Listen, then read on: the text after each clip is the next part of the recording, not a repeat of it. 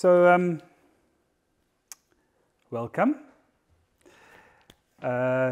Lecture number 3. I'm very excited because today is a lecture all about the unknown, and the unknown is always a good space to be.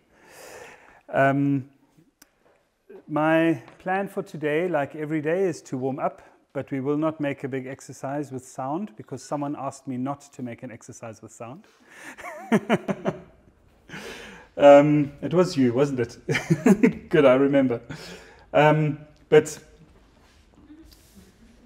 before we start, I want to just reflect a little bit. There was good feedback in the last lectures with people having certain ideas of what they want me to speak about some more.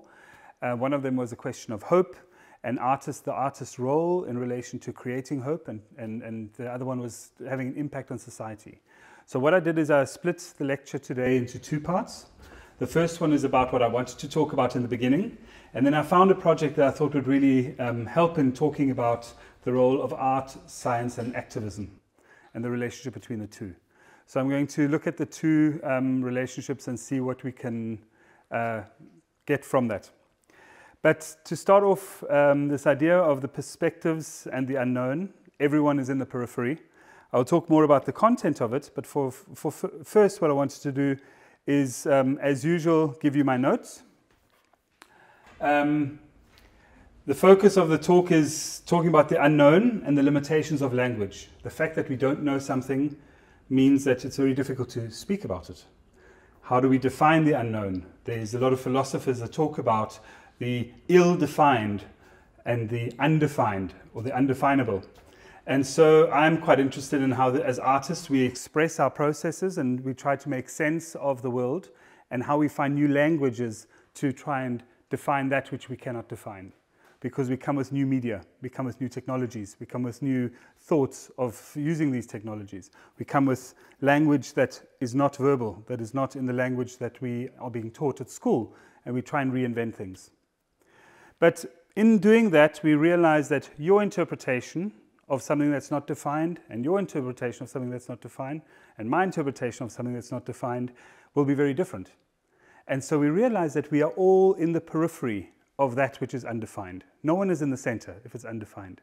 Everyone is on the outside, and all of our views are important. And how do we make sense of these different views? So I'll be showing you some examples of work that address that. And then if we're all in relation to this undefined moment at the same distance, then aren't all of our voices equally important? And what about that person who's not here, who also has an opinion of the undefined? Again, their voice is important. And how do we listen to those voices as artists and curators and designers and bring together these different opinions? And so if we are looking at all these equal voices and we all look at the perspectives we have on the undefined, suddenly there's an interesting relationship to who owns the perspective. So if there's an undefined moment there, and I'm looking from here, does that mean I own this perspective, or do you own my perspective too? What is the relationship between our perspectives? Especially if we start looking at maps and drawings of those maps, who owns the line that's been drawn? So I'll show you a few of those examples. And then, as raised in the previous talks, recognizing the need for hope, for creating change, for creating an impact, and the opportunity for art to reach beyond itself. And I've got an example that I'd like to share with you. So, before I start, I want to give you a present. You gave me some beautiful sounds, then you gave me some beautiful drawings, and now hopefully I can give you something in return. Let's see if this works. We actually haven't tested the sound here yet. It doesn't work. Nope. Sound's not working.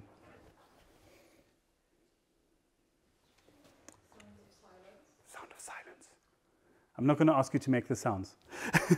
But you remember the sounds from last time? Those quirky, funny little sounds. There must be a switch somewhere. You recognize yourself? So what was really amazing was looking at these drawings and trying to make sense of how they relate to each other. So I layered them on top of each other. I put them in one long line. I started to mix them up, And eventually I thought a very simple slideshow of them fading in and out of each other starts to tell some kind of landscape, a narrative, a perspective maybe on the sounds which we cannot hear. And I really do want sound because there are pieces that require sound in what we're presenting. So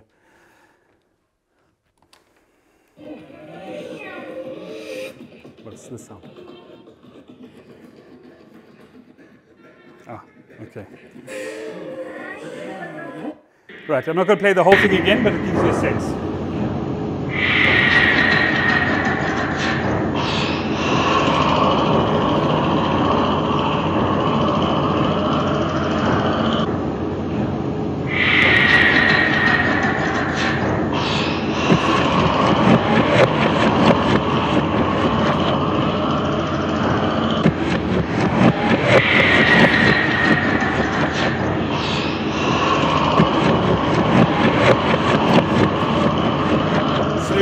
Now we're looking at a landscape of sound, a landscape like a heartbeat, you know, the rhythm of something that's translated between image and audio.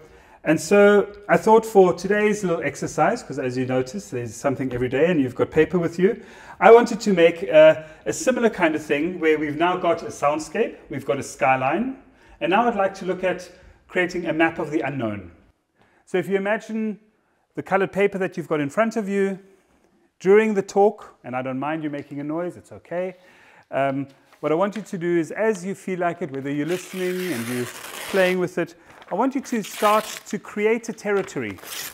You don't have to do it right now, do it whenever you feel like it, but by the end of the talk, it would be nice to have your territories. And for example, this could be my one territory. You can make many territories out of this same color paper if you want, but you've got two colors, so you can make multiple territories. So imagine on a map, this is a country or a neighborhood, or a shape of some sort. And while you're listening to the lecture and you feel inspired, take your pen and write onto that territory, it can be more than one point, what is unknown? So the two questions, how the unknown makes you feel or what the unknown is to you. I just came up with underwater, the dark, it makes me feel fear, it makes me feel surprise. Whatever you feel unknown makes you feel, or what the unknown might be. So while you're listening to the lecture and you want to doodle, or you want to write, or you want to draw, you can enjoy making it onto these territories. And then right at the end, we're going to place them all together, and we're going to create a map of our own. It's going to be a small map today, but it'll be beautiful. It's not about the quantity, it's the quality. So this is just a little exercise to keep you doing things with your hands while you're listening, but there's, as I said, there's no right, there's no wrong. And I'll abstract it anyway, as you could see by the video, so don't worry about being correct or incorrect. But enjoy the fact that you can scratch away while we're talking. And the second paper? And the second paper? The second map, or second territory. So you've got two choices. You can choose which color you want to choose for which fear of unknown. If you really want some more paper, you just come and grab some. If you feel inspired and you want to make a whole map, then there's more paper here. So, perspectives from the unknown. I'm going to take you first and foremost into the unknown completely, into a space that is that we all know as being unknown. You know, this incredible space out there. And there's something called the overview effect, which is the effect that astronauts have when they are away from the planet and they can start seeing the curvature of Earth. And they look down at Earth and they can see the relationship to Earth in a very distant way. And this overview effect is a phenomenon that makes you feel a certain way as a human being. The question of what does it mean to be in that relationship to Earth, this Earth that we stand on.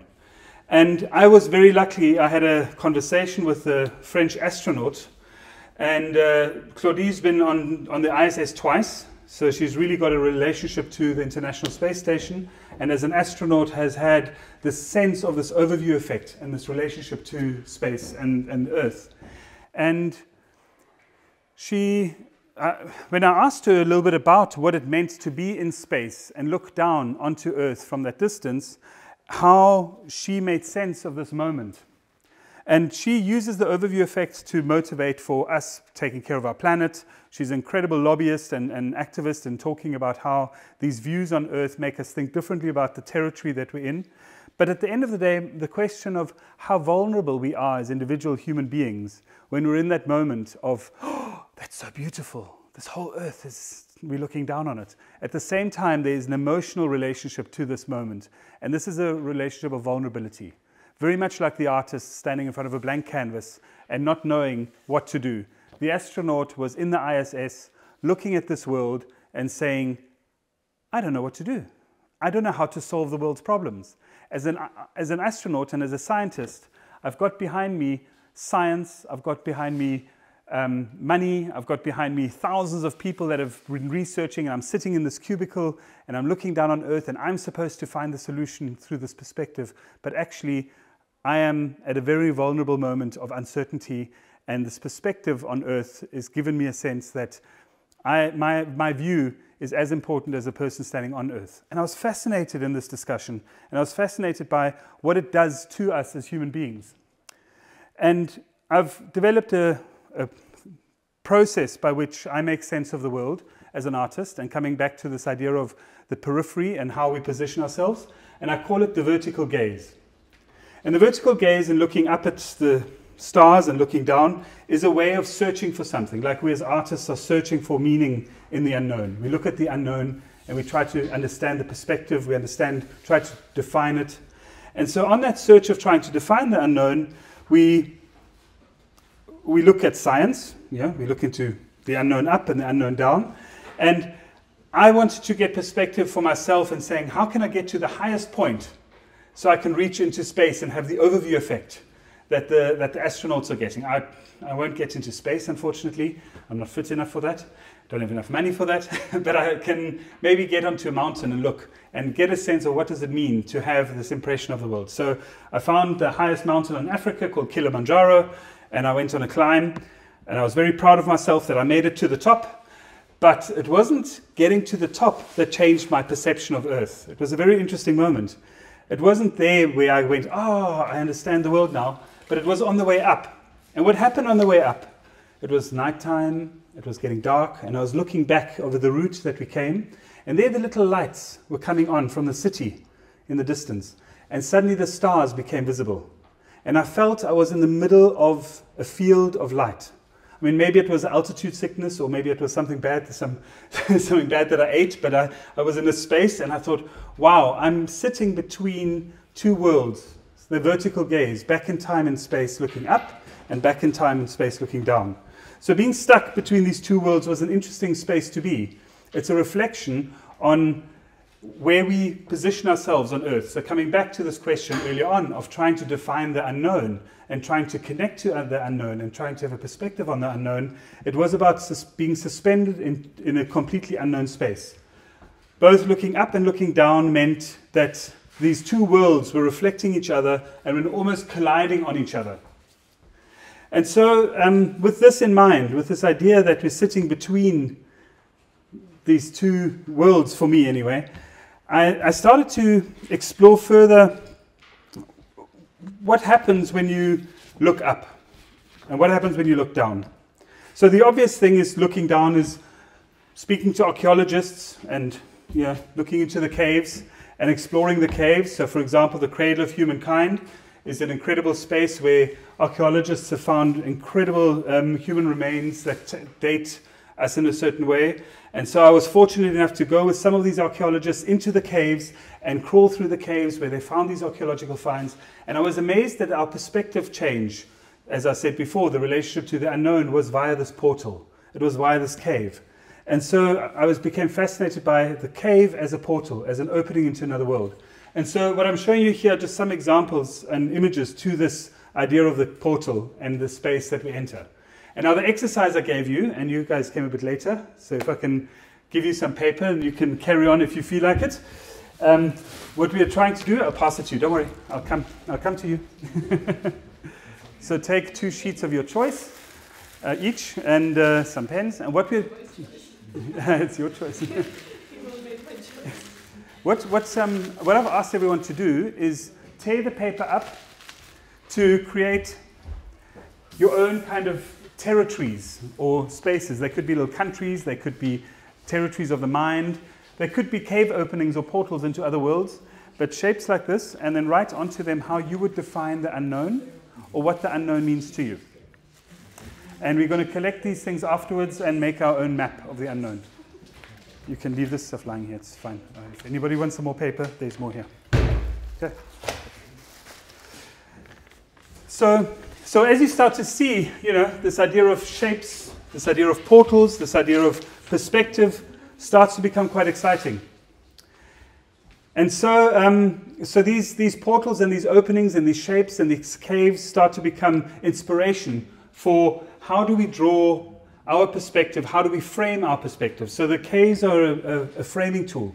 So the point that I made earlier, how do we define our perspective, is a way of framing. And so it's a framing method whether we're looking down into the Earth's surface or up into the sky.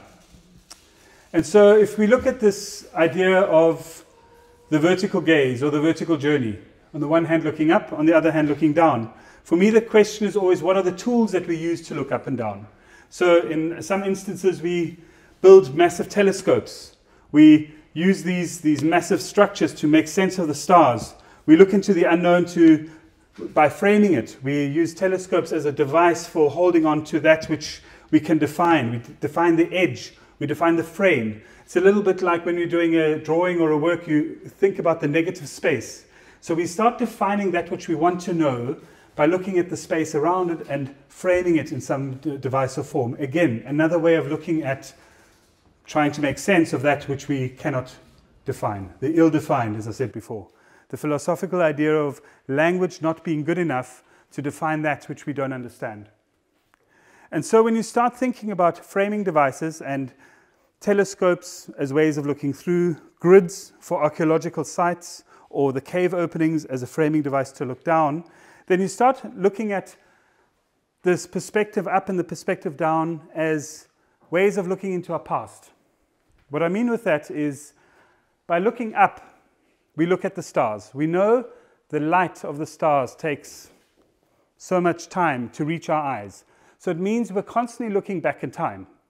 Even you looking at me, the time that it takes for the light to hit me and reach your eyes means you're already looking back in time. It's a millisecond, but nevertheless, it's a sense of always looking back in time. So by looking up at the stars, we're looking back in history. By looking down beneath the Earth's surface, even if I just wipe the dust away and I look down, I'm looking into the past. So this vertical journey or this vertical gaze is about understanding that, or the question of where is the now? Where is the surface of now? Is the act of now, when we're drawing onto a canvas or we're making a mark, or we're building a sculpture, we realize that we're trying to express something that we're doing very tangibly in this moment. And so for me, these perspectives up and down are looking in the past, and what's happening on the surface is what becomes important. And so that's what I started to do. I started to look at the surface. And the surface itself, in this case, using Google Earth, city of Johannesburg. I live somewhere, oh God, I won't even be able to tell you where I live, somewhere in the city. I've started to become fascinated, where do I exist in the now? Which is the surface that I'm in? And I started to trace these spaces of now, trying to find the shapes that you're working with, trying to make sense of how do we define our territory around us in terms of the surface on Earth. And these shapes become more and more complex, become more and more about territories, and I then start to realize that actually the territories, much like you're drawing now, are maps. So we all know maps, we all know the lines that have defined the maps. And for me, there's something very exciting about this question that these maps, and these, by the way, are territories of conflict from about 8 years ago, where I did this work, which are all just drawings of areas of conflict that are on the maps. Interestingly enough, now in the news, most of these countries are represented in their wars, etc. And I find it interesting if you start taking the maps as the artist and you start layering them on top of each other, what happens to these territories? What happens when you start layering maps, ideas, forms on top of each other to create new definitions of that which we do not know? So these countries, these places I've never been to, I start layering on top of each other and I start asking questions about the ownership of these maps. I start playing around with what happens if we deconstruct the map and try to reconstruct it. It's a little stop frame animation of me trying to do exactly that. Taking a big drawing of a map, taking it apart and then going, now let me try put it back together. The impossibility of untangling the perspective that you as an artist have put on the world by anybody else but yourself, or even yourself. And this is what the revelation was for me in this moment, is making a big drawing, destroying the drawing, and then trying to put it together the way it was before was impossible. And this idea of then creating new maps that make no sense, that have no definition, that if I show you this, you can tell me where or what it is, other than a place that's unknown, a place that's undefined. And so suddenly we're in a loop. We as artists, in our trying to express our perspectives, create new unknown spaces. We create new perspectives, and then we try and navigate the world with this.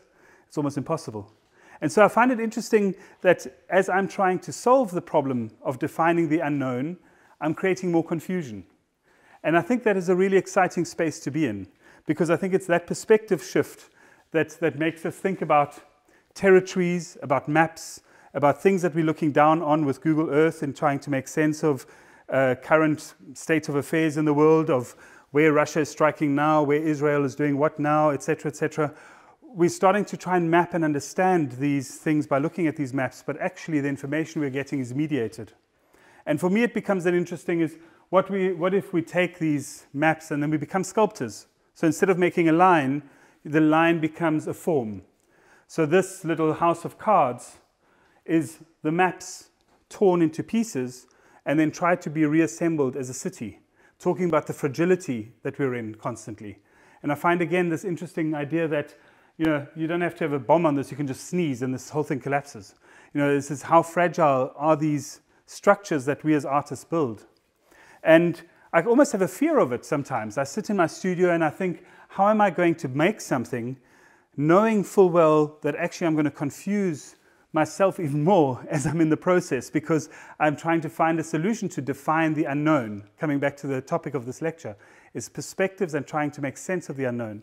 But the language that I'm being offered cannot do that. So I try to find my own language.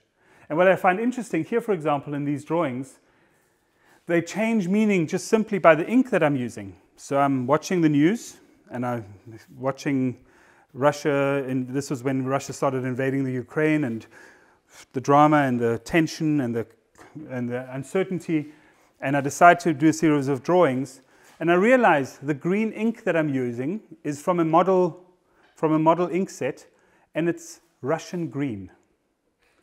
And suddenly my own definition of what I'm doing to the surface is that I am attacking the surface. My line becomes as important as a visceral attack onto a territory as you are currently ripping the piece of paper. This act of why we are doing what we're doing, I didn't give you scissors for a reason.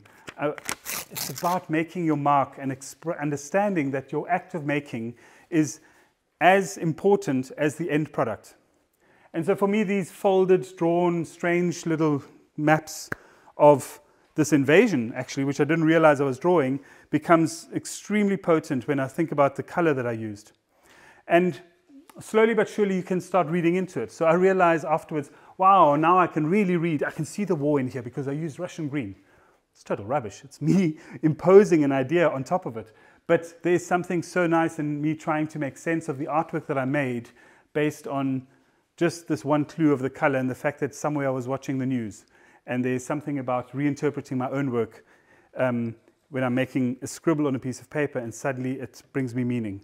Just like it could probably interpret this as a strange map of Africa or as a fish or something. And so I find it quite exciting when you start to do drawings that express something. These drawings are, again, maps. Little did I know that the maps I was drawing at the time were actually, eventually in this exhibition, for example, territories that started to become reminiscent of the Gaza Strip, for example. These very designed, very simple line drawings at the time, when I started to look at them in more detail, they started to become places of conflict that I was researching at the time in the maps. And I've started to become interested in what happens between the line, what happens between the surface, what happens in the one line on a map that you draw. So the thing that defines a territory, if I were to zoom into this little line, further and further and further and further, and suddenly the line becomes this big, and suddenly it becomes that big, and suddenly it becomes a territory. And what happens in the territory, and who owns that territory? So if I draw the line as a cartographer down the center of Africa or across Europe, and I say this land is yours and this land is yours, who owns that line? And it's so interesting. Who owns the line is not only a question who owns the land between the line, but for me it's who owns the perspective on the line. And this is a real pity we don't have proper sound, but it's fine. We'll just do this for now. We'll put proper sound onto the next one. I'm not going to go through this whole video, but I just want to show you, this is, for example, a piece that I made called Searching the Line, which is from the South Korean side looking into North Korea. And it's kind of trying to make sense of these dividers that are then put into the landscape, and how a line on a piece of paper has got all this infrastructure around it on the map when you're physically there. When you're standing in South Korea with all these other people looking across to North Korea, trying to make sense of the space between you and what's on the other side. And what you end up seeing through the telescope or through the binoculars, and the definition of what these lines might be is fascinating, because suddenly what we as artists make as a little line on a piece of paper, when you zoom into it, becomes a whole territory. And especially I brought this in especially for this lecture today, because I thought this ownership of perspective and line is very much about how we are dealing with this mediated story of the wars, for example, at the moment. You know, this idea that line crossing, finding territory, taking over territory, is very much about playing with shifting the line, shifting the border, the tension that happens. And again, who owns that? Whose land is it? And who owns the action of doing it?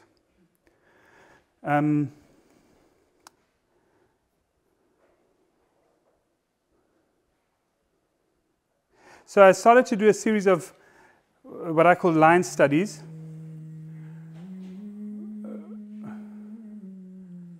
Which are about zooming into that line.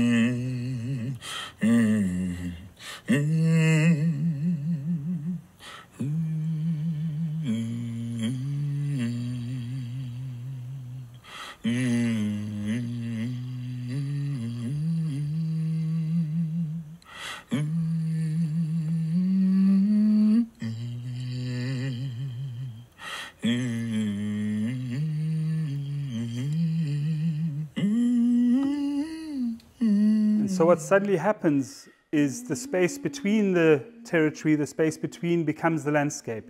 And for me this is very important, again coming back to our question of shifting perspective. So once you own the view from above, does it mean you own the landscape? Are you immersed in that landscape? How do you make sense of that landscape? And this particular piece was made in Cyprus. It was on the Turkish side of Cyprus, and it was very much about this occupied zone and the tension that exists, and the question of where do we sit on this borderline? Where do we sit in the friction of these spaces? And how does the perspective of the one affect the other? Yeah, as part of a work in progress, I'm showing you things that I'm working on at the moment, which is really in trying to think in the mark making, starting with the map, starting with what you're all doing now, and then letting it collapse into another world that becomes a structured world that at some point collapses completely.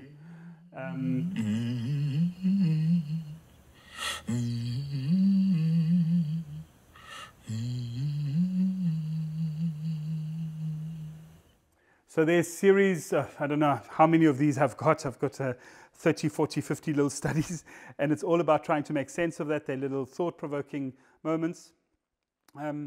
But for me, they really do speak about this question of who made this map and who owns it.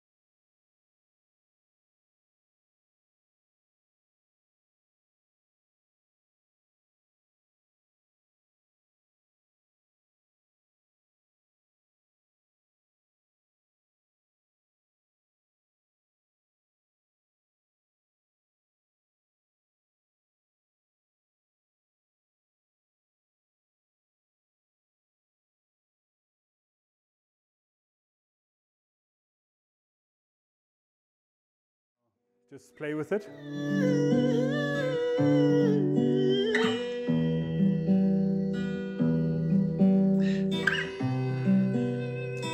So in this exercise, I asked Molisile Bongwana, who's a musician and a vocalist, to play with the unknown in his music. Not to use words, but just to use his voice to try and find a direction. To use his guitar and his voice just to explore while I'm drawing, and vice versa.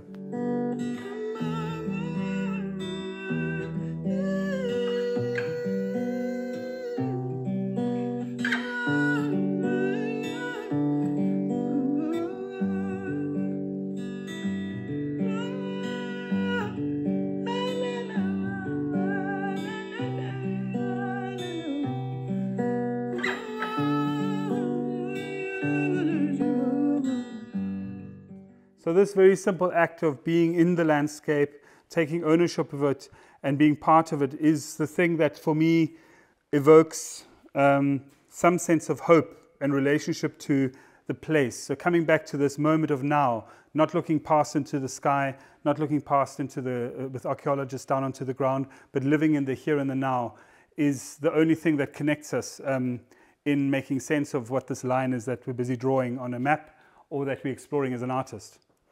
And because I wanted to understand who owns my perspective, I was looking at Google and I was going, oh yeah, Google gives me all this information, it's amazing. And then I researched and I realized, but Google's actually evil because it takes my information and it uses it for other things. And so I was very excited when there was a satellite that was being launched by Southern Africa called Zumbandila. And Zumbandila in Venda, which is one of the local languages, means lead the way. And it was launched about 15 years ago.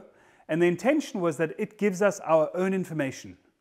It's we now own the pictures that are being sent to us from the satellite. It's not like Google, which is some abstract machine. This thing is ours. As South Africans, we can claim it. And so I phoned up the agency that was busy working on it and I said, please, I'm an artist. I would love the images that come from Zumbandila. It's an observational satellite that was sending us pictures of somewhere in Africa. And so I got very excited because I'm getting these pictures on the server and I'm going through these pictures and yeah, I mean, they're very inspiring things to get on your computer and it's a perspective on the world. And I felt for a moment, I felt like the astronaut I mentioned before, the person that got the overview effect, but just from a different point of view. It felt like Zumbandila was my eye in the sky looking back on my world. And I was trying to make sense of what that meant, that I've got this relationship with this piece of technology. And so I ended up using a lot of these Zumbandila artworks, photographs. I started to digitally manipulate them, and I made this series of works that are quite, they're digital prints at the end, but they're digital drawings of what Zumbandila was seeing, where I explored some of the surface. And I got very excited at what one can do when one has access to another perspective on the world. How can I use it to create an abstract language and perspective on where I live? And you can track Zumbandila and see where Zumbandila is. But what then happened is there was a sun flare. So the sun had an explosion and the electromagnetic waves destroyed the computer on Zumbandila. So my collaborator lost its ability to send me photographs. So she still floats. I can still track where she is. This piece of technology is out there. Some call it space junk. I call it my collaborator. And she floats out there and we've got no relationship. I've got no relationship to her other than I know where she is, but I'm no longer getting photographs. So the photographs that I got, beforehand, I started to disrupt. I started to play with how it breaks it apart to try and make sense of the view that this technology now has without me seeing it, without me making sense of it. And I started to make statements to Zumbandila. So this was a work called Zumbandila on the rocket factory on this facade, which is a perspective on my town from Zumbandila, which is a drawing. I started to celebrate Zumbandila by trying to build my own rockets because I wanted to fly up to Zumbandila to fetch her in space. You know, these games we play with the unknown. And so playing with this became a really interesting idea of how do you make sense of that which you cannot reach? How do you build structures and telescopes and things to reach out? How do you build little space shuttles to get there? I know I can never go into space, as I explained to you before, but as an artist I find modes of imagining that and creating structures that could maybe one day take me there, even though they're completely dysfunctional and they're made of recycled material and I'm not a rocket scientist. But I pretend So I put on a costume and I pretend to go out into space. I pretend to find Sumbandila. I call Sumbandila to join me. I even made a landing strip for Sumbandila to come and land. This piece of space junk that I'm trying to connect to in order to get new perspectives. And I think that idea of playing, and I'm showing you these different variations of it for a reason. This playing with something that you know you cannot achieve is again that act that I explained before, where different people come to the same unknown object from different perspectives. I think in us as artists, we've got the ability to act in a way to the unknown that provides different perspectives. And I was quite happy that Sumbandila got so much attention. I even was able to get Sumbandila onto a postage stamp. There she is, from the South African Post Service, to say, you know, she's important to us even though we've lost contact. And this idea of thinking about how we could recreate contact and how we could connect became a group exercise. There were lots of artists involved in trying to make sense of what Sumbandila could possibly see. And the highlight for me was, while I'm busy drawing all these perspectives that the satellite might be having on Earth, was when the Moon Gallery approached me. And this is this ability to then place yourself in the unknown itself. And this is after speaking to astronauts and having all these questions around space and astronomers, etc. And the Moon Gallery heard about my love for Sumbandila and the fact that this piece of technology is so far away from me and I can't reach it. And they said, we are sending an artwork to the International Space Station. Would you like to send Sumbandila a message? I said, yes. And I made this drawing. It's about this big. It's tiny. And it's a little fold-out book. It's under microscope, I drew what I thought Sumbandila might be seeing. And in Morse code, because I don't know how to speak to this piece of technology that's, so it's a Morse code signal, I engraved into when you open it, there's a little engraving of a Morse code signal that says, lead the way again. It's in the space of pandemic times. We're all feeling uneasy. We're not sure what the next steps are. We're looking into the skies. We're going, what's next? Elon Musk is busy sending shit into the sky to try and make sense of the world. And my relationship to Sumbandila is, show me the next step. Show me the way. And so I'm very lucky to say that my little letter to Sumbandila is in the gallery somewhere here, currently floating in the space station. So up in the space station, there's my little letter. And my dream is, but it won't happen, but anyway, my dream is that the astronauts see Sumbandila flying past and open the letter and knock on the window, lead the way again. This idea of the hopeless romantic artist that tries to make sense of that which he cannot achieve. And I think this pathetic attempt to make a statement, to reach somewhere, makes us these vulnerable beings as artists that can make fools of themselves. Like say, there's a piece of space junk and I have a relationship to it. But what I didn't realize, and I think this is for me the most important part of this, is back in Johannesburg, while this is all happening, the people that have been following the work and showed interest in the work have kind of welcomed me to do an exhibition called Lead the Way Again. And it was about looking back at the relationship with Sumbandila. And for me, there was a beautiful moment there in this idea that taking all of the raw material that was used over the years in trying to reach the satellite, prototypes of what went into the Moon Gallery, the different props and elements that were part of it. And we ended up creating an installation with all these different bits and pieces that became activated by artists that were looking for something, especially during the pandemic, that related to a sense of hope, that related to a sense of direction and distance and understanding of making sense of that which surrounds us in the technology that we use to, again, understand your perspective to that which you do not know. And so while this piece of art is floating in space, looking back at me and trying to reach Sumbandila, it was about the collaboration with other artists to say, what sense of hope do you create during the pandemic time to collaborate in a space and actually work together? And it became an exhibition that wasn't visited much because of the pandemic. It was limited tours that had to go through to see it. But what happened because of those limited tours, the intimacy to the story of the unknown, the intimacy to the story of space, the intimacy to the story of the questions that we have on our ground, coming back to the perspective I spoke earlier about, of what's going to happen next in the middle of this pandemic became a very, very charged environment where people became emotional about the fact that we're looking for hope.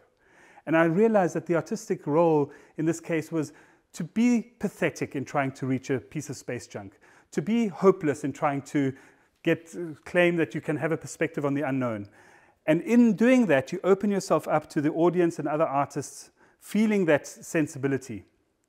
And so for me, packaging it all into one box at the end, so this is what's left over of this big installation, and this is what's left over of what's floating in space, is if these are the only two things that are left over, it's not in the object that it exists, but what this object represents in this perspective to the unknown. And so, as I said before, we don't have the language to necessarily define that which is undefined to date.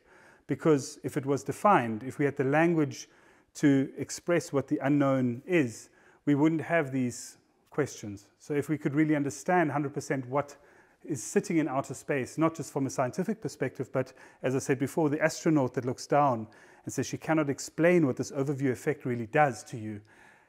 If we had the language to express these moments of wonder, these moments of fear, these moments of anxiety, in a way we could probably deal with them very differently. But because the human capacity in the spoken language hasn't reached that point in scientific interpretation, for example, or philosophical thought, the ill-defined or the undefined is up to us to help make sense of. And so in that act of trying to make sense of that, I want to introduce to you a project where it's not about being an artist, it's not about being a scientist, it's not about being an activist, but it's about trying to see how these worlds come together. As I said before, and after the last lecture, someone said they'd be very interested in how art, what was the first lecture, how art can start moving beyond itself and trying to make an impact in the society. And I thought I would share this case study with you. So,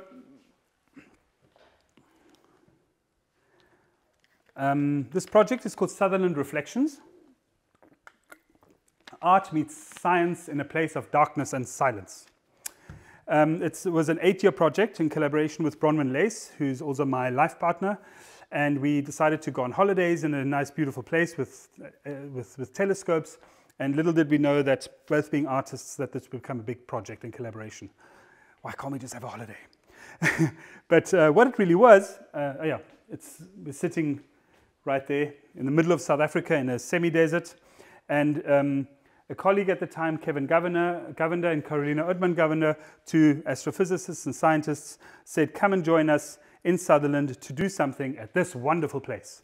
So this is the largest optical telescope in the southern hemisphere, called SALT.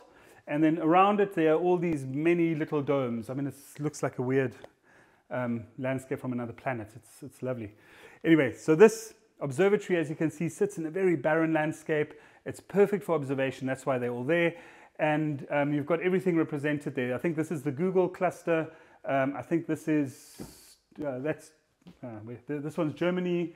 That one's Japan, I think. There's a USA telescope, etc. So it's this international network of telescopes. Very important place. You can see amazing things from that space. You can see the 2 Magellanic Clouds with your naked eye. It's so clear the night. It's incredible. And so it's very inspiring to go there. But what no one tells you is that at the foot of this beautiful plateau, there's a small town called Sutherland. And Sutherland has got two clear, distinct sections. One, which is the wealthy, and the other one, which is the poor. Classically separated during apartheid, you've got the white wealthy neighborhood and the colored or black poor neighborhood. It's a very clear distinction. And when we started the project, that distinction was very clear. There was still a sense of apartheid in this little town, which is very sad. But the history of political oppression, the colonial relationship, all of these very, very complex pasts really impacted the separation of society in Sutherland. So we saw this, and we were invited to do a special project on the plateau for the International Year of Light. And we said, International Year of Astronomy, and we actually said, no, we're not interested in that. We are going to fly a kite in the community to get people to look up. We didn't say that we're artists, we just suddenly flew one kite, And the moment we flew the one kite, we suddenly had, I don't know, 100 kids around us, all wanting to fly kites. And that started what we did as a little kite festival. It's a kite activity where we made our own kites, we got some kites sponsored, we bought kites, and we just created this incredible sense of looking up. The first thing you do when you try to make sense of the unknown, create a perspective on it. And what you have to understand in this area, it's known for, because the observatory is there, this place has to stay dark and silent. So how do you develop a poor community if they're forced to stay in darkness and silence? What does development look like? You can't put a light out to say, you know, I want to keep your place safe by putting lights around. You have to constantly question the control mechanisms that the scientists have put on this neighborhood to say, stay dark and silent so we can watch the stars. And you think there's something wrong between the scientific pursuit and the community support. So we started to say, well, if we're looking up, what does it look like looking down? And we embarked on a series of workshops and journeys for many years where we kept on going back and activating the landscape through color, through movement, through perspective, playing with the wind, playing with the kites, playing with the land. And I'm just showing you snapshots of that journey.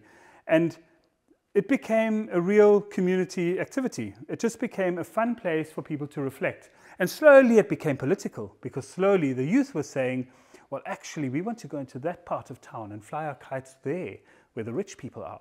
And we've got an idea that we want to go up to the observatory and we want to say we are here too. And so what became really exciting is that we started to break out of the mold of where we're allowed to be, coming back to ownership and perspective, and lines being drawn in the sand between communities, as I spoke before. And we started to break that line. And then, as science would have it, you know, we created a planetary highway that tried to connect the poor to the rich, saying along this planetary highway, we all live along this highway, and these planets are the thing that do connect us. We are all part of the same system. So how does it connect us? Creating community centers where we hosted our kites and other fun telescope projects and things we did in order to break the mold of value. And then a really beautiful moment where someone donated this to us, and we decided to cover it with stars and pictures of stars, etc., and then glow in the dark. And we used this as a way of transporting the community that wanted to see the telescopes into that space. We did nighttime activations. I shared this project with you in the previous lecture, where we started to place people into the stars, and we spoke about what does it mean to be living in the Big Bang. And we really tried hard through collaboration with scientists and artists to transform neighborhoods. So what would happen if you have a map of a neighborhood and you think about how you can break the division of these different places? How can you bring people together to redesign a neighborhood based on art and science collaborating for social change? And so what I'm skimming through it a little bit now. I can give you more concrete examples later, but there are a few specific things that I think are worth talking about. And that is the relationship to ownership of land. And ownership of land comes back to the previous part of the lecture: who drew the map and how is the map defined?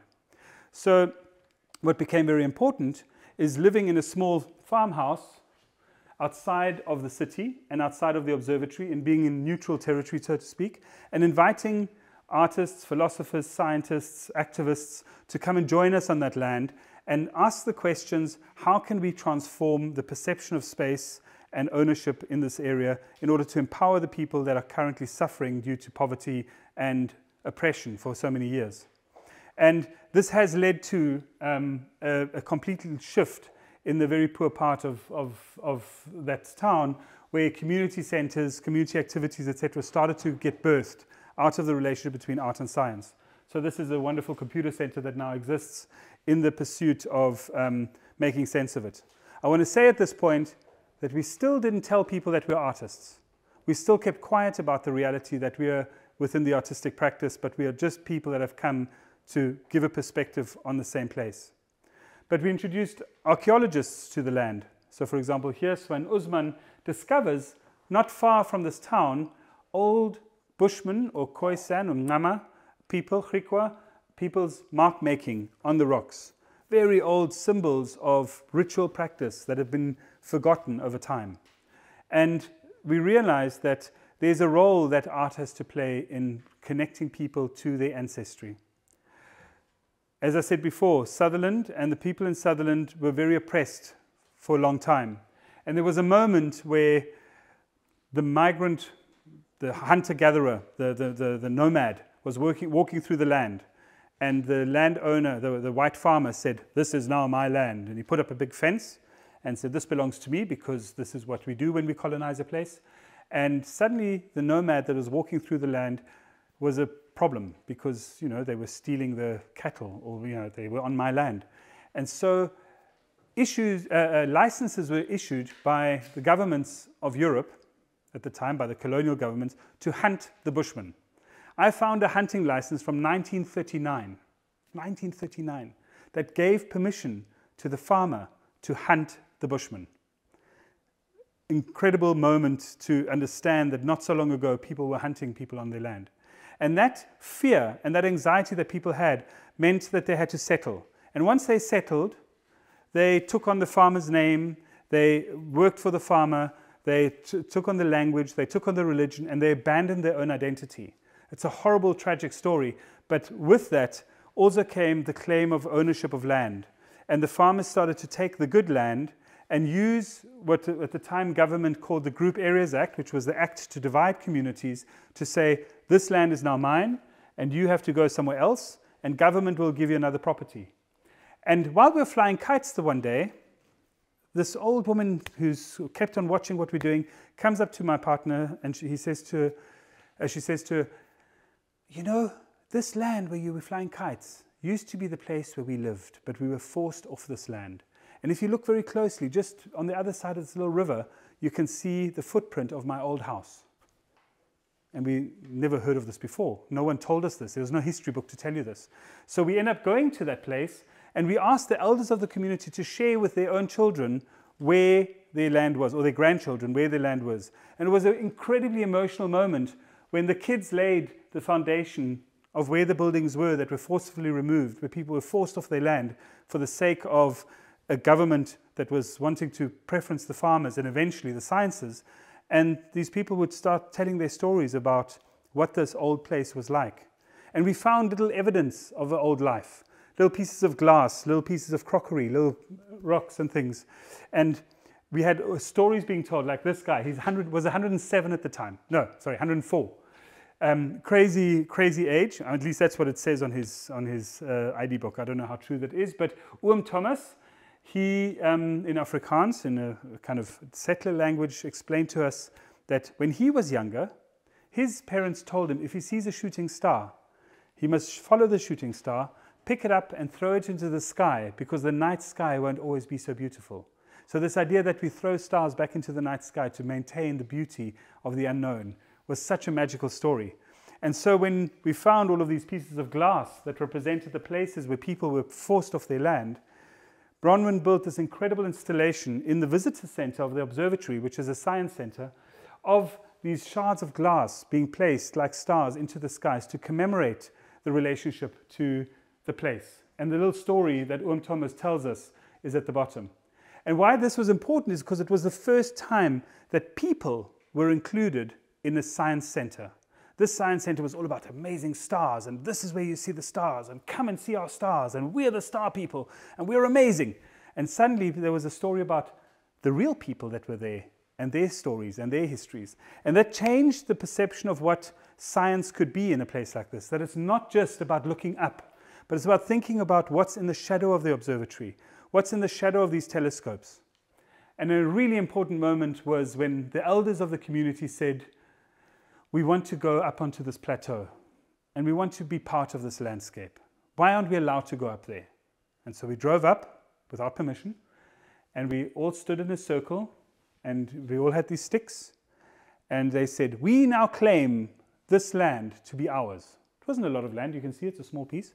Because over here there's Germany, over there's the USA, over there's another country. What about us? We want this land. We want Sutherland to have our own embassy. We want our own telescope on this land so that we can come back whenever we want. It took us 2 years to get permission from the scientists to build this. This is our Sutherland Dome. It uses local building structures, and it's a naked eye geodesic dome that mirrors the observatories around. It's a naked eye telescope that you can lie inside and you can watch the stars go past, and it's open to anyone from Sutherland. So for this first time, the people of Sutherland had a reason to go or had an excuse to go onto a land that was originally theirs, that was their ancestors. And so this little embassy of Sutherland has become an incredible symbol for many today still that stands there. And recently a friend of mine was there and he said there's a poet who's been writing poetry in the thing and leaving poems around for people to read and exchange. There are tours that are going past there now, and it's become this symbol of the community presence within a very focused scientific place. Don't get me wrong, the sciences are not evil. They are there to pursue something that they pay a lot of money to get to. People wait for a long time to actually get time at the telescopes to see the stars through these telescopes. But there's something about forgetting what happens underneath those telescopes, what happens in the shadows of the telescopes, what the stories are that we want to share, what the recognition of the people are in relation to the landscape and in relation to what I spoke before, the vertical gaze, looking back in time by looking up, but with the archaeologists beneath the Earth's surface to understand who we are and where we come from. And we ended up making a book and film about how art, archaeology, and astronomy as a triptych can help create a sense of personal identity and reconnect oneself to one's roots. It's very easy when you have a documented history of what your archaeology is, when you've got your stories of the stars that you can make sense of because some Greek myth told you about it. But it's very difficult when your own heritage and your own spoken word is no longer recognized. And it brings me back to the beginning of this talk about trying to make sense of the unknown is not always about something that is not ours to start off with. I have a lot of unknown questions about my own identity, about my own past, and about my own connection to place. And I kind of wish I had the tools that I can see by doing projects for others to interpret my own life through archaeology, astronomy, and art, etc. But I struggle more with my own perspective on myself than I do with other people's perspective on themselves because you're on the outside. And again, that's what I came back to as artists. It's easier for us to sometimes define what's unknown over there than to define what's unknown in here, because this is a more difficult act. And so the big developments that are happening right now in science, like this square kilometer array where there's all these, this is a mock-up of what it's going to look like, all of these radio telescopes moving around trying to look back into the Big Bang, looking back in time. And you say, that's amazing, the investment is incredible that science is doing this. But again, what's happening to the story of the person that's sitting in the shadow of this observatory? What's happening to the narratives that are being untold when we're so busy listening to sounds from outer space? What is that relationship? And so what I'm really excited about is that now, as these things are being built, now that we're sitting in this consciousness of what environmental crises could mean to us for the future, I think we're starting to wake up that there's a collaboration that needs to happen more and more between art and science in defining that unknown space of our own future. And so while the Sutherland project is a case study of a collaboration of 8 years, which has changed a small part, not the whole community, a part of the small community for a moment, it has instilled a sense of activism and change in individuals that are now leaders in their community and actually pushing for changing the relationship with the sciences to help that community in Sutherland. And so I wanted to show that because I thought that these spheres of art, activism, and science kind of overlap more and more, and I maybe went through it a bit too quick to go into detail on some of the things, but we can discuss them more if there's specific questions. But I kind of want to wrap it up there because it was quite a dense set of ideas. And as per usual, I want to wrap it up with something playful. This is me realizing that I'm also looking for the unknown. I want to go into space, but I can't for whatever reason. But then I can pretend, or as I call it, I can practice.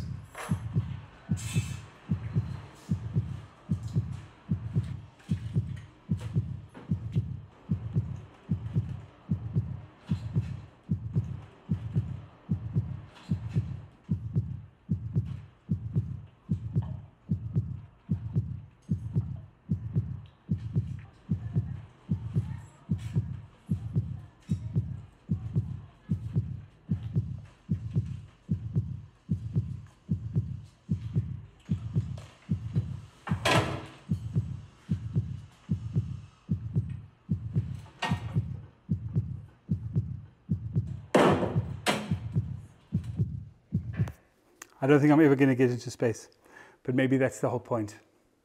Not to get to that place which helps you define the unknown, but rather skirt around it until eventually you hit the ceiling and you fall back down and going, let me try again. So I hope that made sense. I hope it gave you an insight into these very first notes that I made at the beginning. Suggestion was before, go back to notes in the beginning so that one can reflect back on the journey we've been on. So I'm going to go back to those few notes and give you a glimpse of where we were and see if there are any questions.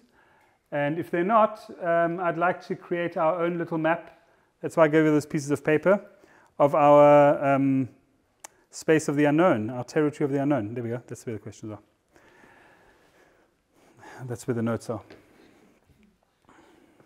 Any ideas, any questions, or do you want to come and, where should we build this wonderful landscape? Maybe on the floor somewhere so we can look down on it. Yes? Sit on the table. Let's sit on the table. Okay.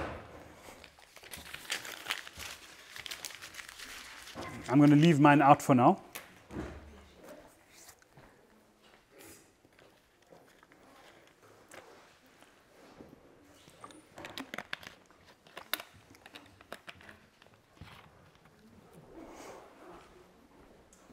Oh, so for those that didn't see this earlier, oh no, they've already left.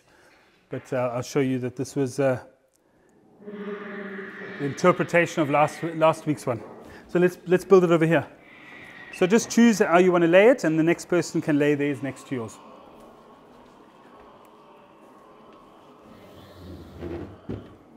Oh wow, lots. Oh my goodness, you've got so many. No, it's great. It's great. It's amazing. You choose how you want to arrange them, and then we can push them together, however way you want to do it.